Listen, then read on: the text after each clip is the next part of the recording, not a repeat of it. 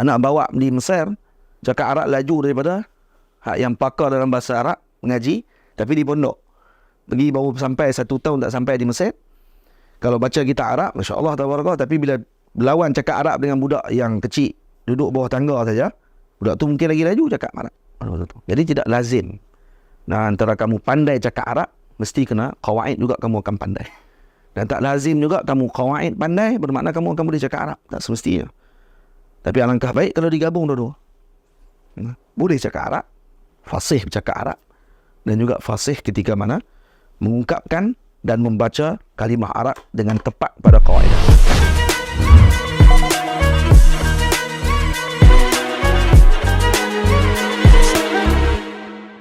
Alhamdulillahirabbil alamin. Wassalatu wassalamu ala asyrafil mursalin sayyidina wa nabiyyina Muhammad ibn Abdullah Rasulil Amin wa ala alihi wa ashabihi wa man tabi'ahum bi ihsanin ila yaumiddin, amma ba'd. Alhamdulillah, kita bersyukur kepada Allah Subhanahu wa taala pada pagi ini dapat meneruskan pengajian bagi syarahan matan Al-Ajurrumiyah, bagi pengajian yang ketiga bagi pengajian kitab syarahan matan Al-Ajurrumiyah. Dan pada pengajian yang lalu kita telah bincang berkenaan dengan apa makna al-kalimah dan al-kalam dan perbezaan di antara perkara tersebut, dan bagaimana daripada susunan kalimah mencapai kepada makna al-kalam. Seperti yang disebutkan oleh al-Imam Ibnu Ajurrum, al-kalam huwa lafzul murakkabul mufidu bil wad'i wa aqsamuhu thalathatu. Dan kita dah bahas tentang apa makna lafz, dan kita telah sebutkan bahawa lafz terbahagi kepada dua, musta'mal dengan muhmal. Dan lafaz musta'mal terbahagi kepada dua, mufrad, yang ini disebut dengan kalimah, dan ada yang disebut dengan murakkab. Dan murakkab terbahagi kepada dua, iaitu murakkab tam dengan murakkab naqis. Murakkab tam dengan makna kalam mufid. Apa makna kalam mufid? Yahsunus sukut alaih. Dan murakkab naqis, iaitu murakkab ghairu mufid, dengan makna la yahsunus sukut alaih. Dan kalam adalah murakkab mufid ataupun murakkab tam, iaitu dengan makna yahsunus sukuta alaihi. Kalau itu al-Imam Ibnu Ajurrum mentafsirkan al-kalam dengan maksud al-lafzu al-murakkabu al-mufidu bil wad'i. Bil wad'i di sini dengan makna bil wad'il arabi, dengan perletakan yang diletakkan oleh Arab. Jadi bermaksud kalam dalam ilmu nahwu dibincangkan adalah pada lafaz yang tersusun, yang mufid, yang berfaedah dengan maksud la yahsunus sukuta alaihi, yang tidak akan ada persoalan setelahnya ataupun tertunggu-tunggu bagi pendengar yang mendengar ucapan tersebut, yang diletakkan dalam bahasa Arab. Bermakna nahwu bukan berbincang tentang bahasa Melayu, nahwu bukan berbincang tentang bahasa Inggeris, tapi yang dibincang adalah pada lafaz yang diletakkan dengan perletakan Arabi, bahasa Arab. Tamam. Itu ringkasan pengajian, dua pengajian yang lepas. Pada pengajian kali ini kita akan mempelajari tentang pembahagian kalam. Jadi pembahagian kalam seperti yang dinyatakan oleh al-Imam Ibnu Ajurrum radhiyallahu ta'ala anhu, wa aqsamuhu thalathatun, ismun wa fi'lun wa harfun ja'a li ma'na. Baik, pembahagian kalam di sisi al-Imam Ibnu Ajurrum adalah melihat kepada ajza allati yata'allafu biha atau minha, iaitu bahagian-bahagian yang mana tersusun padanya sehingga menjadi suatu susunan tadi sebagai kalam. Jadi Kalau kita lihat dalam syarahan Al-Imam Ibnu Hisham radhiyallahu taala anhu, isim, fi'il dan huruf itu adalah pembahagian bagi kalimah. Tetapi Al-Imam Ibnu Ajurrum meletakkannya dalam pembahagian bagi kalam. Jadi adakah salah perletakan disebut oleh Imam Ibnu Ajurrum? Tidak salah. Malah pembahagian beliau melihat kepada bentuk yang lain, iaitu pada juzuk, yakni isim, fi'il dan huruf ini adalah antara juzuk-juzuk yang jika disusun akan menjadi kalam. Dan ini yang disebutkan oleh Al-Imamul Haramain. Kalau kita gabung dengan usul, disebut oleh Imamul Haramain bahawa kalam itu akan tersusun sama ada isim dengan isim, ataupun fi'il dengan isim. Dua tu saja. Nah, isim dengan isim ataupun fi'il dengan isim. Tamam? Jadi baru akan jadi kalam. Tapi kalau isim dengan huruf, itu tak mungkin menjadi kalam. Ataupun fi'il dengan fi'il, ini sukar untuk jadi kalam. Tamam? Dan ada lagi, contoh lagi. Ya, sama ada akan jadi 3 keadaan. Isim dengan isim. Tamam? Isim dengan fi'il, isim dengan huruf. Kemudian yang keempat, fi'il dengan fi'il. Okay. Kemudian fi'il dengan huruf. Kemudian lagi fi'il dengan isim. Okay. Patah balik. Huruf dengan huruf. Tamam. Huruf dengan huruf. Jadi Al-Imam Ibnu Ajurrum radhiyallahu anhu meletakkan aqsamul kalam salasah, kata beliau. Itu maksudnya ajza al-kalam allati yata'allafu minha al-kalam. Ini yang juzuk-juzuk ini kalau disusun maka akan jadi kalam. Jadi juzuk ni apa? Juzuk bagi kalam tu apa dia? Yang pertama isim. Yang kedua fi'il.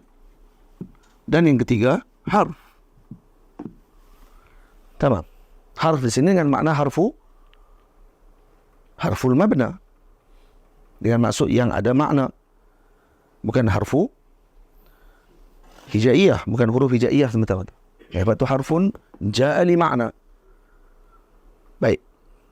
Jadi ini sebenarnya tidak ada bertentangan di antara pandangan Al-Imam Ibnu Hisham dengan pandangan Imam Ibnu Ajurrum radhiyallahu anhu pada sudut penyusunan aqsam bagi kalam. Tamam? Kalau kita buka dalam kitab Qatrun Nada, nanti pengajian yang kedua nanti untuk peringkat mutawassit,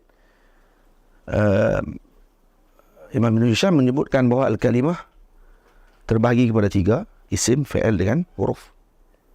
Imam Ibn Ajurrum sebut al-kalam bagi pada 3, isim, fi'il dan huruf. Baik. Kalam dan kalimah, kita pun dah tahu kata kalimah dengan kalam adalah sesuatu yang berbeza. Ya, kita kata tidak salah apa yang disusun oleh Imam Ibnu Ajurrum, kerana al-kalam yang dimaksudkan oleh beliau dengan aqsamul kalam sini adalah apa dia? Ajza'ul kalam allati yata'allafu minhal kalam. Yang mana tersusun dengannya kalam dengan juzuk-juzuk ini. Baik, bagaimana nak disusun juzuk ni untuk jadi kalam?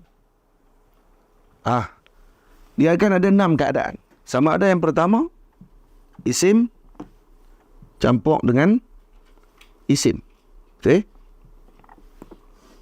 Yang kedua, isim tambah dengan fi'il. Ketiga, isim tambah dengan harf. Keempat, fi'il tambah dengan harf. 5, fi'il tambah dengan fi'il. Dan yang keenam, berapa? Harf tambah dengan harf. Baik, mana satu yang akan yata'allaf minhal kalam? Isim dan isim, contohnya Zaidun qa'im. Isim. Isim dengan fi'il contohnya apa dia? Ha? Isim dengan fi'il contoh, dia bukan isim dengan fi'il, no?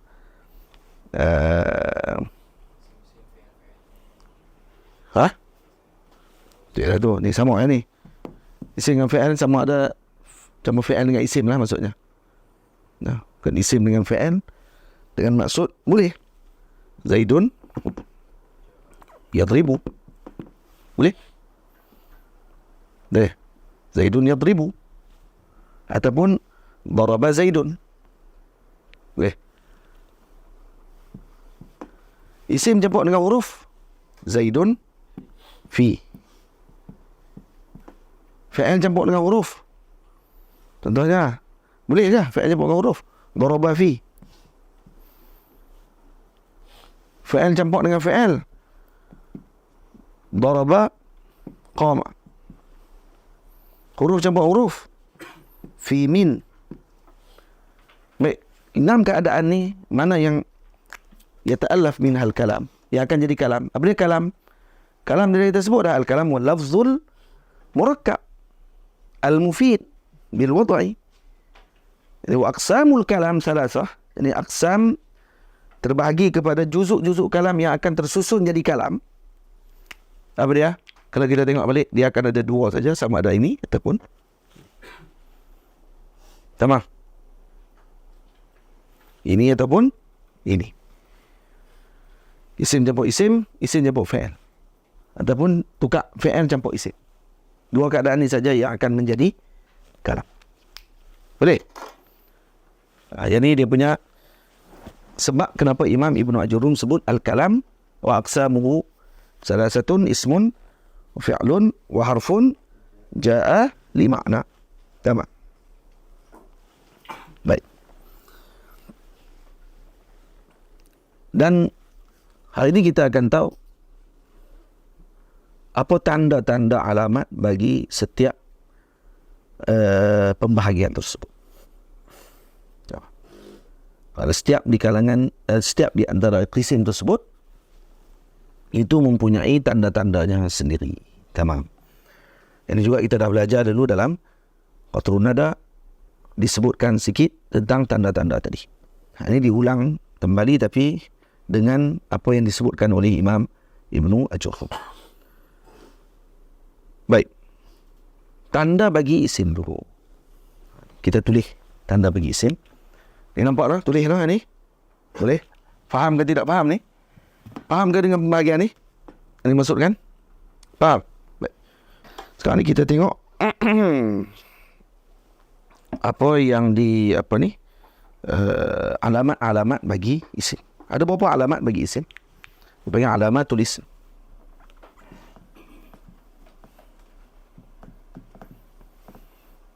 Alamat isim ada berapa? Kalau dalam kitab apa ni yang disebut oleh ulama ada 3. Ada tambahan lagi tapi sebenarnya ni kita baca dalam peringkat pertama. Jadi cukup yang ni dulu untuk kita ambil faham.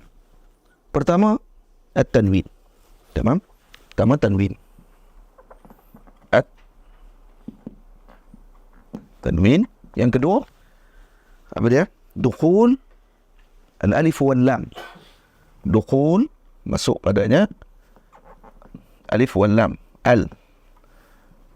Yang ketiga apa dia? Yang ketiga adalah al-isnad ilaih. Al-isnad ilaih. Baik, satu-satu kita tengok apa dia yang dimaksudkan bagi tanda-tanda tersebut. Baik, apa tanwin? Tanwin ialah nunun sakinatun talhaqu akhir al-ismi lafzan wa tufariquhu qatta. Faham? Tu makna tanwin. Kalau tanya tanwin ni apa? Tanwin bukan kita boleh sebut kat orang, kita kata dhammatain, fathatain dengan kasratain. Tu kita sebut secara zahir. Tapi kalau orang tanya kepada kita apa makna tanwin? Tanwin ialah nunun sakinatun talhaqu akhir al-ismi. Nun sakinah yang terdapat pada akhir isim lafzan, pada lafaz, wa tufariquhu qattan, tapi tidak ditulis. So kita baca kitabun. Kitabun ada nun tak belakang dengan sebutan? Bun. Nun, ada nun di belakang. Tapi bila ditulis, tak ada pula nun. Tamam? Diganti pula dengan tanda dhammatain di atas. Dhammatain. Maka ni disebut tanwin. Tanwin apa dia? Nunun sakinah. Nun sakinah. Ni, macam ni kita tulis. Tanwin apa dia? Kitabun. Contoh. Dah? Kitaban. Lagi? Kitabin.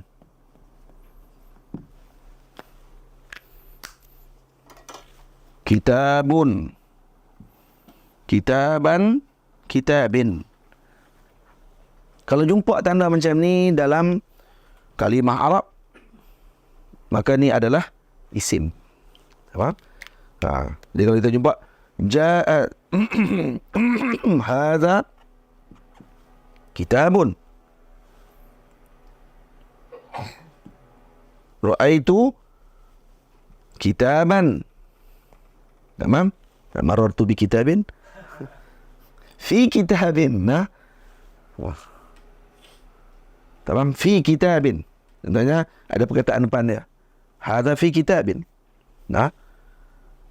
Tamam. Jadi masuk amil ini, ketika tengok amil tu apa dia, nanti akan datang. Tamam. Maka akan menyebabkan berlaku perubahan pada hujung kalimah. Ini dalam bab Arab nanti kita akan tengok. Cuma sekarang kita nak tengok dulu. Ni tanda dia. Oh, ini tanda kepada ini adalah isim. Kata nama. Tanda bagi isim pertama apa dia? Tanwin. Apa dia tanwin tadi? Nunun sakinatun talhaqu akhira al-ismi lafzan wa tufariquhu qattan. Tamam? Wa tufariquhu qattan. Baik, kalau kita baca kitabun, dengar apa dia? Kata nun sakinah talhaq akhir al-ismi lafzan. Lafaz nampak macam ada nun. Kitabun. Wa tufariquhu khatta. Tapi waktu kita tulis, ada tak nun? Ada nun. Kitabun. Kitaban. Kitabin. Ada nun. Tapi tak ada ditulis. Maka kalau orang tanya kat kita apa tanwin, jangan jawab tanwin adalah ini. Jawab ni. Ni baru jawab ilmu. Apa dia tanwin? Tanwin nunun sakinatun talhaqu akhira lismi lafzan wa tufariquhu qatta. Boleh? Ini tanda pertama. Jadi try buka tengok kitab. Kalau tidak ada baris, letihlah. Buka Quran, ada baris, siap. Buka hadis, ada baris. Mana hadis yang ada baris, dia tengok mana? Tak mana isim. Ini bagi yang pemula mengaji bahasa Arab. Orang boleh tak mengaji lagi kalimah. Walaupun dia tak mengaji lagi kalimah. Dia tak mengaji lagi vocabulary ni. Ini maksud dia apa? Ini apa dan seumpamanya. Faham? Elok juga kalau mengaji yang tu pun. Nak mengaji juga yang tu. Atau kata Maulana Syekh Ali, kalau seorang ini menghafal ataupun mengetahui 500 perkataan dalam bahasa Arab ataupun dalam apa bahasa sekalipun, maka dia boleh bertutur dengan bahasa tersebut. Boleh bertutur dah sebenarnya. Dah boleh bercakap dah. Jadi budak kalau kita tengok, ni mungkin dikaji daripada budak. Budak ketika mana dia dapat dah beberapa perkataan dalam hidup dia, maka dia boleh guna dah perkataan tersebut. Kadang-kadang dia tersilap penggunaan daripada keadaannya. Anak saya Nafisah, umur baru apa Nafisah? Betul? 2 tahun. 2 tahun. Kadang-kadang dia tengok, oh balik ada kereta lah di belakang tu. Dia tunjuk depan. Lepas tu kita beritahu dia, pasal dia tahu dah apa dia belakang. Dia tahu apa dia depan, cuma dia tak boleh nak beza. Depan belakang ni apa dia? Orang kita abang dia tu bukan kereta di belakang. Belakang yang tu, belakang di sini. tu depan. Oh, depan. Oh, dia tukar. Dia tahu dah. Oh, di depan, belakang. Jadi dia tahu ada abdad. Dia tahu ada perlawanan antara kalimah. Ada depan, ada belakang. Ada kiri, lawannya kanan. Orang tak sebut kiri, lawannya belakang. Kiri, kanan, depan, belakang. Atas, lawannya bawah. Dia dah berapa kalimah dah tu? Atas, bawah, depan, belakang, kiri, kanan. Dah 6. Jadi apa ni, itu dah 6 dah perkataan. Ditambah lagi, ni abang, yang ni ammu, yang ni pakcik, yang ni tok wan. Tu dah berapa banyak dah kalimah ni. Sambung, gabung kalimah tadi, dia dah boleh bercakap selepas tu. Biasanya. Lepas tu dia akan boleh bercakap, kata, ini sekian. Itu, ini. Macam tu. Jadi dia boleh nampak dah begitu ke mana gabungan kalimah tadi digunakan dengan baik berdasarkan tajribah. Pendengaran yang dia dengar pada waktu tersebut. Betul juga bahasa yang lain. Arab, bahasa Inggeris dan seumpamanya. Maka kamus diperlukan. Lepas tu kamus bergambar. Yang kalau kata mengaji bahasa Arab, kamu bergambar. Yang ada tulis di bahagian rumah. Dalam rumah apa dia ada. Ni almari nak panggil apa. Meja nak panggil apa dalam bahasa Arab. Pen nak panggil apa dalam bahasa Arab. Belajar tu dulu. Untuk permulaan muqaddimah. Lepas tu saya ada tulis satu kitab syair. Bagi orang panggil apa. Menjelaskan tentang makna kalimah dalam bahasa Arab. Dalam bentuk syair. Contoh saya sebut Ra'sun itu kepala. Ini dalam bahar basit. Ra'sun itu kepala, anggotamu mulia. Ra'sun kepala. Ainun mata, dengannya engkau memandang ia. Ainun mata. Uzunun telinga, dengarlah yang baik saja. Saya sebut uzunun, Ra'sun, ainun. Itu dalil kepada isim. Itu dalil kepada isim kerana dia tanwin. Apa dia tanwin? Nunun sakinatun talhaqu akhiral ismi lafzan wa tufariquhu qatta. Itu. Anfun hidung, alat menghidu kejadiannya. Anfun hidung. Sinnun gigimu indah, tersusun rapi ia. Sinnun gigi. Famun mulut, syafatun bibir terhias indah. Famun mulut, syafatun bibir. Mulut yang lebih umum daripada bibir. Asabi' jari jemari tasbih, ingat Allah. Asabi' ni jari jemari. Ini dia masuk jamak. Jamak dah. Raqabah tengkuk, menanggung. Ra'sun yang mulia. Raqabah tengkuk. Katifun bahu, yadun tanganmu yang berjasa. Katifun bahu, yadun tangan. Kafun tapak tanganmu, zira' lenganmu jua. Kafun tapak tangan, zira' lengan. Lagi. Zahrun belakang badan, sya'run rambut kepala. Zahrun belakang badan, sya'run rambut kepala. Sadrun dada, tempat qalbun jantungmu berada. Sadrun dada, qalbun jantung. Batnun perut, penyakit bermula dari ia. Jadi saya masuk sekali dengan tasawuf. Dalam mata ni ada tasawuf sekali. Dan kemudian faqidun paha awra, jabhatun dahi sujud menyembah Maha Esa. Wajhun wajah berhadap ia pada manusia. Jadi ada jabhatun, ada wajhun, kemudian faqidun paha aurat. Jangan kau dedahkannya. Faqidun aurat. Jadi ada sekali hukum. Sakun betis, rijlun kaki melangkah dengannya. Sakun, saq. Sakun betis. Rijlun kaki. Qaddun pipi merahmu, zaknun dagu hai anak. Zaknun, qaddun pipi. Zaknun dagu. Aqabun tumit, qadamun tapak kaki menapak. Aqabun ni tumit, qadamun kaki, tapak kaki ataupun kaki. Rijlun kaki. Jadi kalau qadam tapak kaki. Mirfaq siku rukbatun, lututmu hai saudara. Hafallah hai anakku, pasti engkau gembira. Ada berapa dah ni? Ada 11 bait. Dalam ni ada 1, 2, 3, 4, 5, 6, 7, 8, 9, 10, 11, 12, 13, 14, 15, 16, 17, 18, 19, 20, 21, 22, 23, 24, 25, 26, 27, 28, 29, 30. Ada 30 perkataan Arab dalam 11 bait. Dan dia boleh hafal dengan keadaan dia Tak sedap kata dia hafal betul. Pengajian pertama ni boleh diulang selama 3-4 hari. Pengajian. Untuk dia bagi ingat betul-betul ini ainun, ni uzunun, ni ra'sun, qaddun, syafatun, famun, anfun. Lagi. Zaknun. Lagi. Yadun. Katifun. Zira'un, rijlun, qadamun, saqun. Ni katanya saya pun ingat saya boleh. Jadi kena mengaji balik lah batang kanak-kanak ni.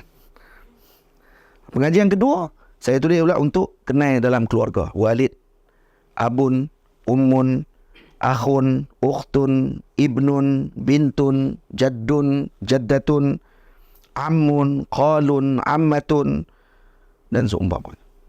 Dah ada berapa dah kalimah. Jadi kalau kata 1 tahun mereka ni boleh mengaji dalam 250 perkataan. Dalam 2 tahun dah 500 perkataan dia pada hafal. Dan dalam 2 tahun tu dah boleh dah sebenarnya untuk bercakap bahasa Arab. Pada boleh dah untuk menggunakan kalimah tersebut dalam bahasa Arab. Sama. So nanti akan dicetak itu untuk kegunaan di zawiyah lah, khususnya bagi kanak-kanak kutak. Kemudian nanti kalau santri aliyah pun ada yang tak tahu ke, kita bagi sekali matan tu untuk mereka hafal. Baik. Jadi penting juga sebenarnya tahu kalimah. Kalimah penting untuk tahu. Jadi yang kita kata, cukup nahu saja untuk kita tahu kalimah. Ada orang berarti nahu, alim qawaid, tapi tak erti cakap Arab. Tapi kalau tak boleh dua tu, sekaligus mana yang patut kita lebihkan? Lebihkan qawaid. Lebihkan qawaid. Baik. Ada orang boleh cakap Arab tapi tak tahu qawaid. Dan dia tidak lazim dengan malzum. Kalau kamu tahu bahasa Arab bermakna kamu tahu qawaid. Kamu tahu qawaid bermakna kamu tahu bahasa Arab. Tak semestinya, tapi kamu tahu sebahagian bahasa Arab. Karena dalam qawaid kamu akan guna bahasa Arab, bukan seluruhnya. Jadi kamu akan mungkin tahu untuk baca kitab, tapi mungkin kamu tak tahu untuk nak bercakap bahasa Arab. Jadi tidak aib sebenarnya. Tak ada aib kalau ada orang ni dia bahasa Arab dia mungkin tidak fasih, tapi qawaid dia masya-Allah tabarakallah. Tidak aib. Tak ada masalah benda tersebut. Yang aibnya kalau kata kita mengaibkan orang. Mengaibkan orang lain. Tengok orang ni tidak fasih bahasa Arab, tak tengok dia macam mana dia baca kitab Arab. Tamam? Tengok orang tu cakap Arab masya-Allah tabarakallah, tak tengok pula qawaid dia macam mana. Kadang-kadang tunggang terbalik. Tapi sebab cakap Arab laju. Sebabkan kerana lahir dalam bangsa Arab. Contoh. Anak bawa di Mesir, cakap Arab laju daripada yang pakar dalam bahasa Arab, mengaji, tapi di pondok. Pergi baru sampai 1 tahun tak sampai di Mesir. Kalau baca kitab Arab, Masya Allah, tabarakallah. Tapi bila berlawan cakap Arab dengan budak yang kecil, duduk bawah tangga saja, budak tu mungkin lagi laju cakap Arab. Jadi tidak lazim. Nah, antara kamu pandai cakap Arab, mesti kena qawaid juga kamu akan pandai. Dan tak lazim juga kamu qawaid pandai bermakna kamu akan boleh cakap Arab. Tak semestinya. Tapi alangkah baik kalau digabung dua-dua. Boleh cakap Arab, fasih bercakap Arab, dan juga fasih ketika mana mengungkapkan dan membaca kalimah Arab dengan tepat pada kawaidahnya. Tamam. Nah, itu yang pertama. Tanwin. Jadi dalam Quran pun Allah Ta'ala dah sebut. Contoh firman Allah. Sayasla naran. Apa ni? Tabbat yada abi lahabin wa tab. Ma aghna anhu maluhu wa ma kasab. Sayasla naran. Zata lahab. Lahabin. Sayasla naran. Tengok dalam Quran. Naran. Naran ni apa dia maksudnya? Dia jangan kira naran terjemah lagi tak. Ni isim ke fi'il ke huruf. Dah ada tanah dia. Tanwin. Bila ada tanwin maksudnya ada isim. Ada ismun. Dari isim. Faham? Sama. Yang kedua. Dukul al. Alif lam. Ni. Tanda kedua bagi isim adalah masuk padanya alif. Alif lam. Contohnya. Ar-rajul. Al-kitab. An-namir. Ini semua nama isim. Karena masuk padanya alif lam. Dalam Quran Allah Ta'ala sebut Ar-Rahman, Ar-Rahim. Itu isim. Karena ada padanya alif lam. Kemudian tanda ketiga. Jadi kalau buka dalam Quran, dalam hadis, tengok ada alif lam. Perkataan yang mana ada alif lam, tanda dulu.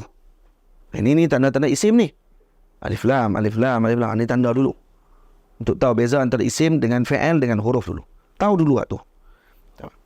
Yang ketiga, tanda ketiga adalah al-isnad ilaih. Isnad ilaih dengan makna disandarkan sesuatu kepada sesuatu yang lain. Nah, iaitu tunsabu li syai'in syai'an akhar. Tunsabu li syai'in syai'an akhar. Isnad ilaih. Jadi kalau isnad ilaih ini dia ada dua. Dia ada musnad dan dia ada musnad ilaih. Nah, dia ada dua rukun ya. Contoh kalau kita sebut Zaidun qa'im.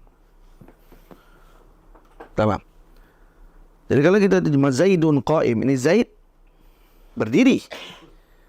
Baik, mana yang disandarkan kepadanya dan mana yang menyandar kepada sesuatu.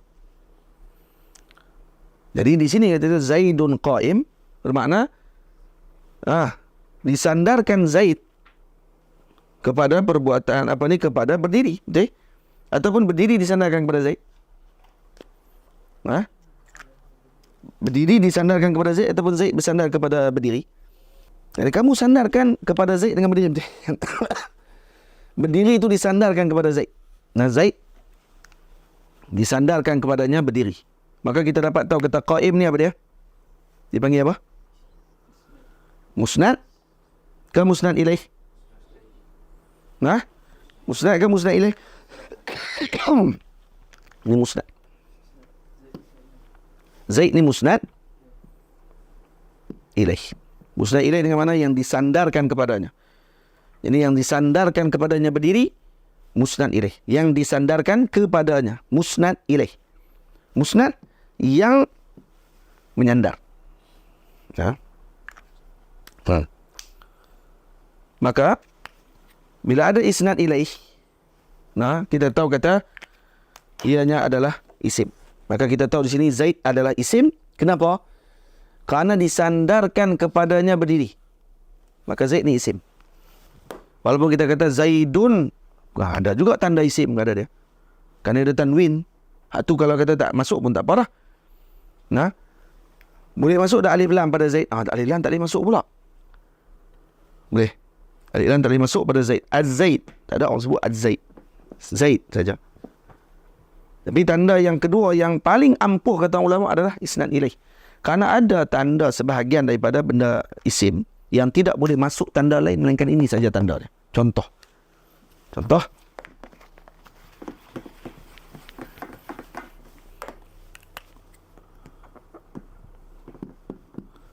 Darabtu. Darabtu. Tu ni musnad ke musnad ilaih? Yang ini disandarkan memukul tadi kepada tu. Tak. Tu disandarkan kepadanya dengan darabah. Tu disandarkan kepadanya dengan darabah. Jadi tu ni adalah musnad ilaih. Ni kalau kita mengaji nahwu tu ni dhamir. Ya, faham? Ni dhamir. Dan apa yang menunjukkan kata dia tanda kepada isim? Kalau dia ada isnad ilaih. Tu boleh masuk padanya tanwin? Tak boleh. Tu boleh masuk padanya alif lam, dipanggil al-tu? Tak boleh. Tapi apa tanda yang paling kuat menunjukkan kata tu adalah isim? Musnad ilaih. Iaitu disandarkan kepadanya dengan darab. Faham? Ini kena mengaji pula lah. Nanti akan lihat pada pengajian yang akan datang. Contoh. Tamam lagi contoh. Muhammadur Rasulullah. Tamam. Musa kalimullah.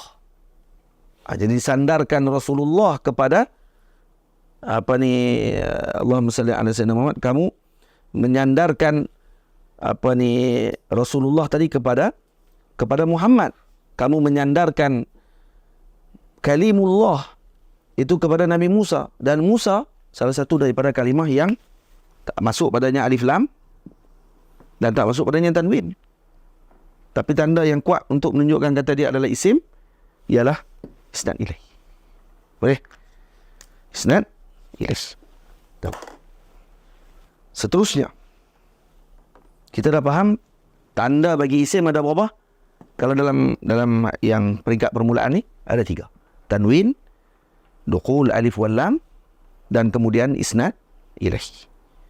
Jadi tengok balik, kalau kita tak sempat ni saya tak mau ulang banyak kali.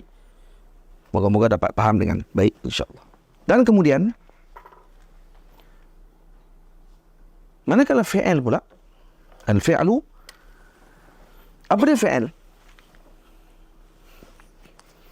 Fi'il adalah kalimah yang menunjukkan kepada berlakunya perbuatan tertentu pada zaman yang tertentu. Tamam? Itu maksud fi'il. Fi'il adalah kalimah yang menunjukkan kepada berlakunya sesuatu perbuatan pada zaman yang tertentu. Contohnya, daraba.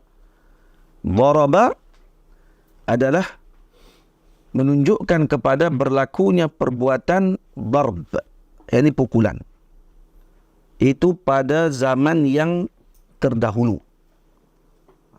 Zaman yang terdahulu. Zaman sabiq dipanggil. Jadi kalau kita buka dalam kitab, sebut daraba, tawazan fa'ala. Faham? Nasara, tawazan fa'ala. Maka kita dapat faham di situ, kata, oh ini rupanya adalah fi'il. Tapi fi'ilnya fi'il apa? Ini fi'il madhi. Kenapa dia jadi fi'il madhi? Kerana ada tanda-tanda dia. Ada tanda fi'il madhi pula nanti. Yadribu. Walaupun fi'il juga. Apa yang menyebabkan dia jadi fi'il? Ya, kerana dia ada tanda-tanda dia. Dan kemudian, bagaimana memahami pula yadribu? Fi'il mudhari'. Wildan. Fi'il mudhari' ialah kalimah yang menunjukkan kepada berlakunya sesuatu perbuatan, iaitu yang dimaksudkan dalam yadribu contohnya adalah perbuatan pukulan tersebut, dan perbuatan tadi berlaku pada zaman tertentu. Bila zaman tertentu tadi? Iaitu ketika diucapkan ataupun setelah diucapkan. Yadribu. Tamam? Kalau disebut idrib, pukullah. Maka ni pun menunjukkan kepada ni fi'il. Ini kalimah. Kalimah idrib, yang menunjukkan kepada berlakunya kepada sesuatu perbuatan, iaitu ad-darb, pukulan, yakni arahan untuk memukul. Bila arahan tadi akan berlaku? Ba'da at-takallum. Setelah mana diucapkan kalimah tersebut, idrib tadi, maka berlakulah pukulan tadi.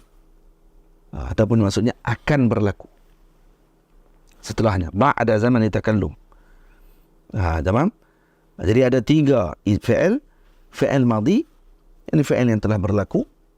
Fi'il mudhari', ini fi'il yang sedang berlaku atau akan berlaku. Dan fi'il amr, iaitu yang akan berlaku. Tamam? Jadi contoh fi'il madhi, daraba, kataba, istakhraja. Ini kena mengaji dalam ilmu saraf. InsyaAllah ada rezeki, ada peluang, ada masa, kita akan sama-sama mengaji saraf pun, insyaAllah. Bagi matan bina contohnya, kita buat pengajian matan bina, dan nanti pegang kitab matan bina tu, dan kita boleh belajar sama-sama tentang salah saraf. Jadi kalau kita sebut fi'il madhi, maksudnya apa dia? Dia adalah kalimah tadullu ala zamanil fa'id, yakni yang menunjukkan kepada zaman yang telah berlalu. Tamam? Kalau fi'il mudhari', contohnya yadribu, tadribu, adribu, nadribu. Ada tanda-tanda dia tu. Tamam? Naktubu, aktubu, yaktubu, taktubu. Tastakhriju, astakhriju. Lagi, nastakhriju, dan seumpamanya. Itu menunjukkan kepada perbuatan yang berlaku pada zaman takallum, waktu ketika mengucapkan ucapan tersebut, ataupun zaman mustaqbal, ataupun zaman yang akan datang setelah diucapkan ucapan tersebut. Jadi kalau kita sebut yahsudu al-falahu az-zar'a, yahsudu al-falahu az-zar'a. Apa yahsud? Yani kalau kita terjemah, al-falah jadi fa'il, az-zar'a jadi maf'ul. Ni boleh kita terjemah dulu tu. Kalau mungkin permulaan dia akan jadi apa dia pula fa'il apa maf'ul, nanti akan masuk bab dia. Nanti kita akan ulang balik. Selepas masuk bab tu nanti kita akan ulang balik buat perkataan. Cuba try tengok i'rab balik tengok. Boleh ke tidak? Yahsudul falahu az-zar'a. Kenapa baca macam tu? Kerana berbeza amil dia. Nanti akan tengok pada pengajian ketiga. Apa dia amil, apa dia ma'mul. Dan kemudian yahsudu fi'il mudhari'. Mana ada tanda dia. Menunjukkan kata dia fi'il mudhari'. Nanti kita akan tengok. Jadi berlaku perbuatan apa? Menanam. Yahsud maksudnya menanam, berlaku tanaman. Oleh siapa? Oleh petani. Al-falah. Falah petani. Az-zar'a, tanaman yang dia tanam. Baik, bila tanaman tadi ditanam? Yani ketika diucapkan ucapan tersebut. Nampak? Ketika diucapkan ucapan tersebut ataupun setelah diucapkan ucapan tadi. Jadi kalau kita dengar seorang mutakallim, orang yang bercakap kata yahsudul falahu zar'a atau yahsudul falahu zar'a hasada dengan makna apa ni? Hasad bukan menanam. Menuai hasil. Maaf. Menuai hasil. Jadi kita sebut yahsudul falahu az-zar'a atau yahsudul falah ar-ruzza, maksudnya petani sedang menuai hasil padinya, berasnya. Petani sedang menuai hasil tanamannya. Baik, macam mana kamu boleh sebut sedang? Kerana digunakan dengan fi'il mudhari'. Tamam? Tapi kalau sebut hasada al-falahu az-zar'a, petani telah menuai hasilnya.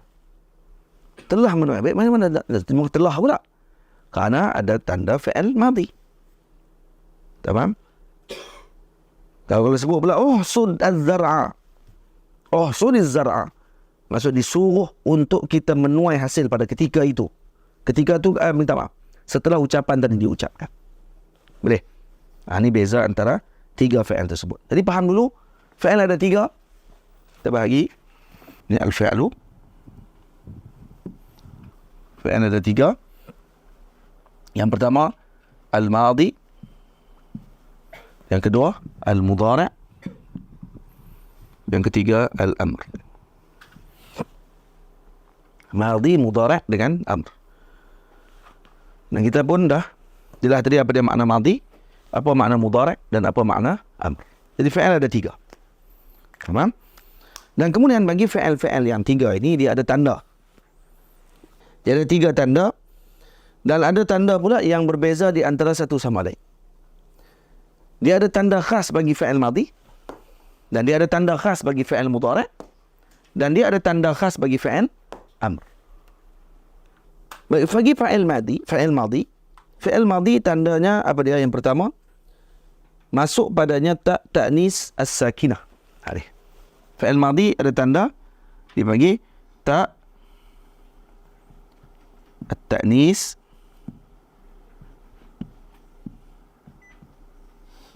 as-sakinah. Ta'nis as-sakinah. Contohnya apa dia? Darabat. Contohnya darabat. Darabat. Ini ta ni bagi ta'nis sakinah. Apa maksud ta'nis sakinah? Yang ni ta yang menunjukkan kepada masuk kepada wanita. Nah, ta'nis maksudnya dengan maksud kepada wanita. Dia panggil apa? Pada wanita lah. Perempuan. Ta'nis as-sakinah. Darabat. Faham? Kepada perempuan lah. Kepada tanda kepada menunjukkan bukan lelaki. Ta'nis as-sakinah. Jadi kalau kata fi'il madhi, kalau masuk padanya ta'nis sakinah, maka tu dalil kepada tu adalah fi'il madhi. Fi'il madhi boleh masuk padanya ta'nis sakinah. Contohnya katabat Hindun. Katabat Hindun. Jadi ketika fa'ilnya adalah wanita, maka dia kena masuk ni tak ni. Jadi kataba Hindun. Katabat Hindun. Sama? Hindun Al-kitabah. Baik. Ha? Bohong bahasa Inggeris tu. Ya. Baik. Contoh dalam Quran ni Allah Ta'ala sebut apa dia? Contoh dalam Quran. Tuan sebut sikit. Ada apa ni Hafiz? Quran ni ada tanda tak ni sakinah. Qalat ta'ifatun. Lagi? Qalat haytalak. Lagi? Apa saja? Bila tanda ada ta saja, qalat, tahu kata ni adalah tanda kepada taknis. Dan qala tadi masuk ta taknis dalamnya, maka qala tu adalah fi'il apa? Fi'il apa ahli tajwid? Fi'il madhi. Fi'il madhi. Alamat bagi fi'il mudhari' pula masuk padanya apa? Lagi? Ni tanda bagi fi'il mudhari' pula.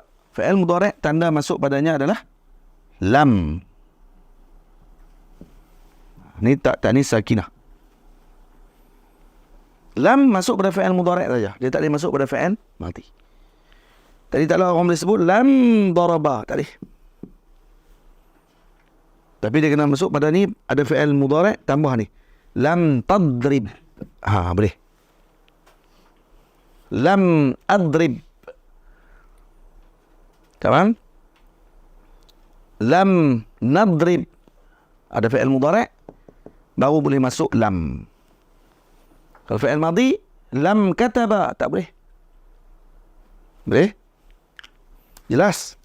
Contoh dalam Quran, lam yalid walam yulad walam yakun lahu kufuwan ahad. Lam yalid walam yulad. Selepas lam, ini mesti fi'il. Fi'il apa? Fi'il mudhari'. Kenapa? Kerana mudhari' tandanya masuk lam. Tamam? Kemudian, tanda pula bagi fi'il amr. Tanda bagi fi'il amr dikenai dengan dua perkara. Yang pertama, dalalah ala at-talab. Yang kedua, apa dia? Qabul ya al-muqatabah.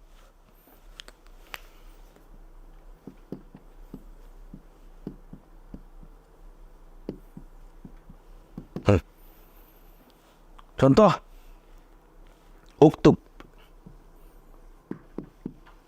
Macam mana kita tahu kata ni adalah fi'il amr? Kerana ada padanya tuntutan menulis. Uktub. Tulislah. Idrib. Pukullah. Tu ada dalalah ala talab.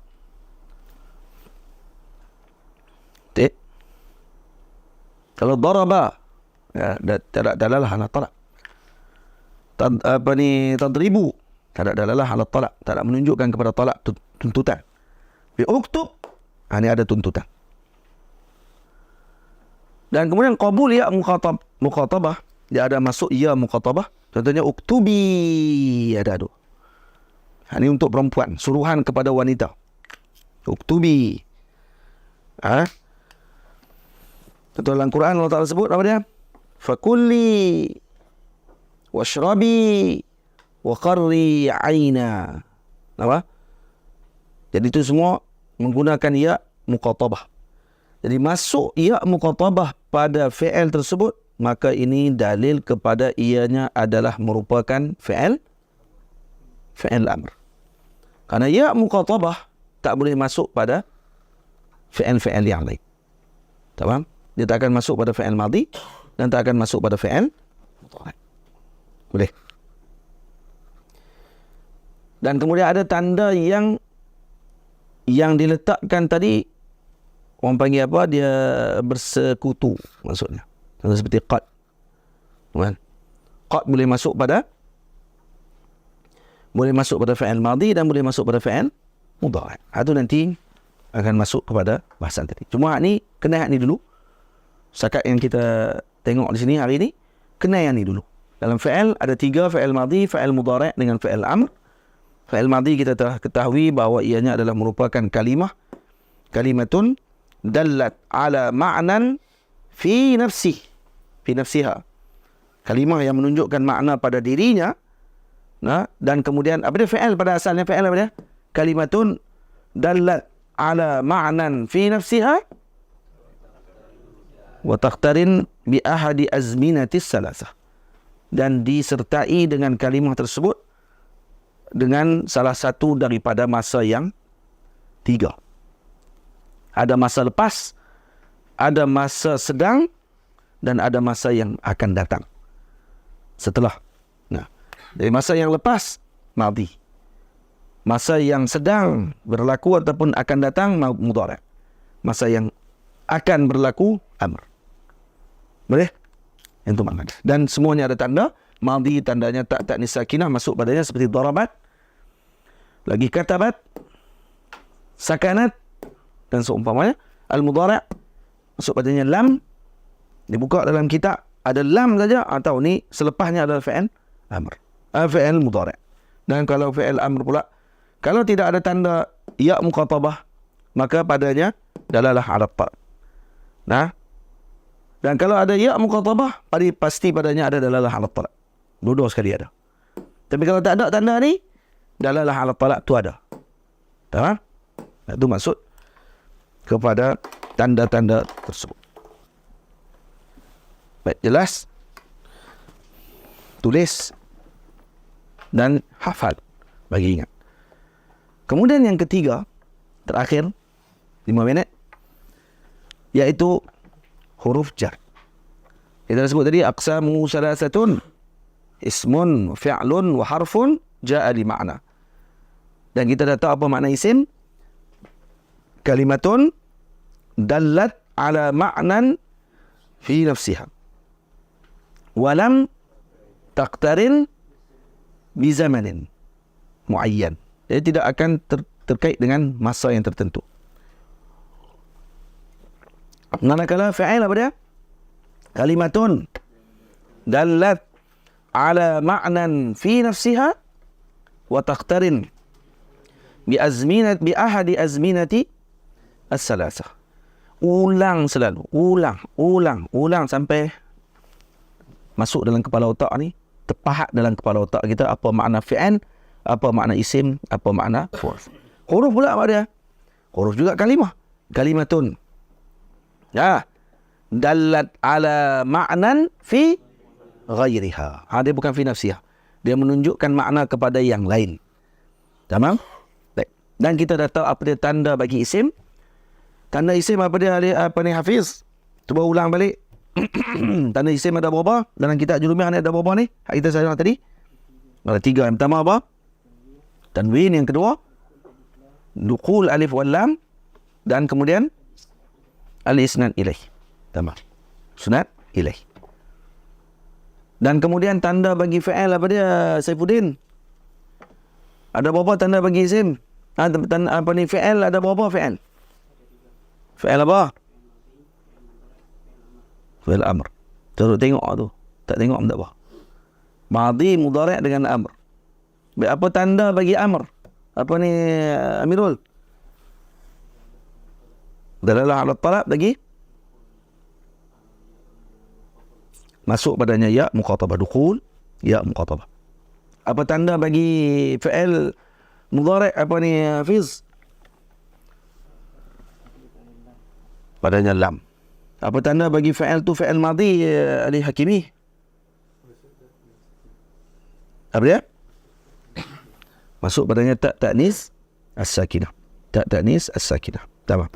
Apa pula tanda huruf?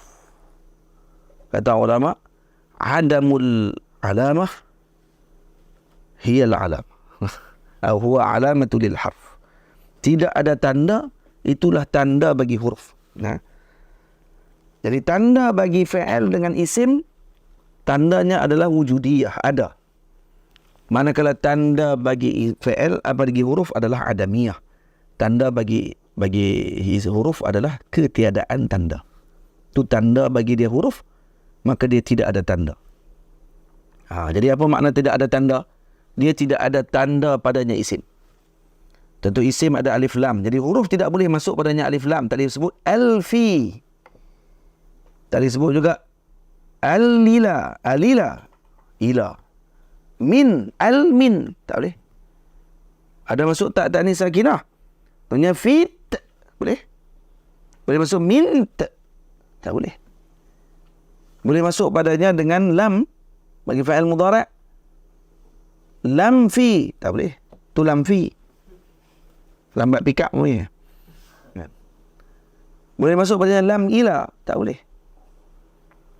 Dan fi padanya talak, dalalah ala talak. Dan ada padanya apa ni, orang panggil apa, boleh masuk padanya dengan ya muqatabah. Tak. Nampak?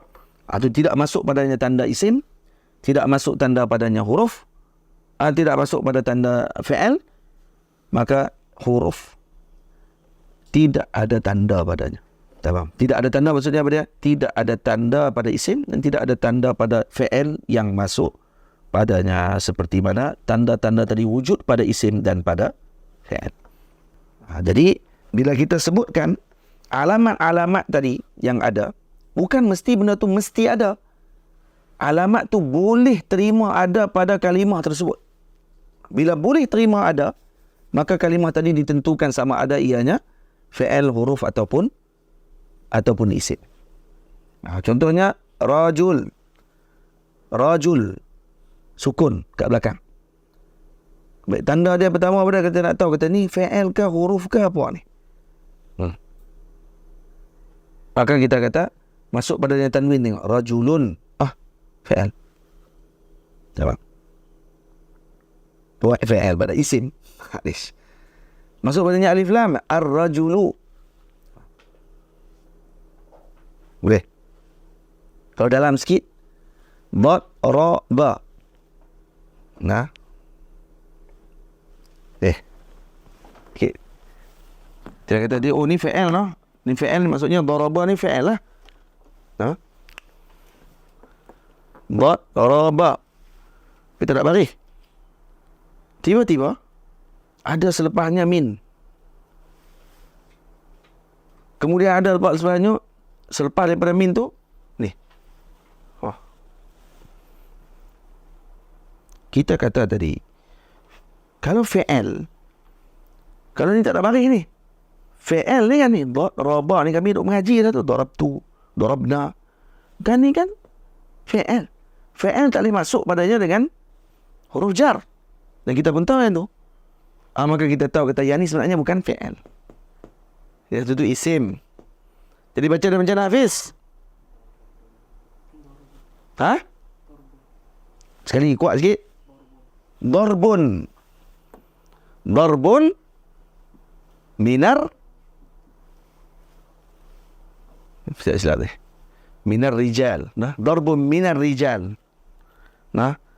Ini contoh daripada tokoh-tokoh lelaki. Darbun di sini bukan daraba. Tahu dah kata ni mesti isim. Darbun minar rijal. Amsilatun minar rijal. Contoh daripada rijal. Dia bukan daraba dengan makna tadi pukulan. Tak. Boleh faham? Nak tengok tanda saya tadi. Kalau tak ada tanda, baris tak ada, tengok pula selepasnya apa dia. Dah. Yang masuk kepadanya tadi apa dan so. Faham apa ni? Usim. Fiqh fatwa. Baik. Selesai.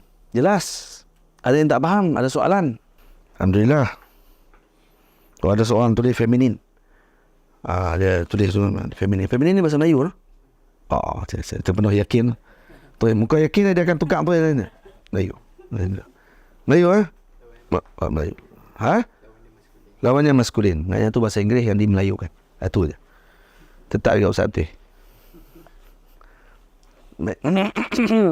Jadi bahasa Melayu lah sebab dimelayukan. Wa sallallahu ala sayyidina Muhammad. Jadi ingat betul-betul. Ini kita mengaji aqsamu al-kalam. Dan kita dah jelaskan apa makna al-Imam Ibnu Ajurrum bagi al-kalam yang dibagikan pada 3 tadi. Yang dimasukkan oleh beliau dengan apa maksudnya pada perbahasan pertama, pada permulaan perbahasan.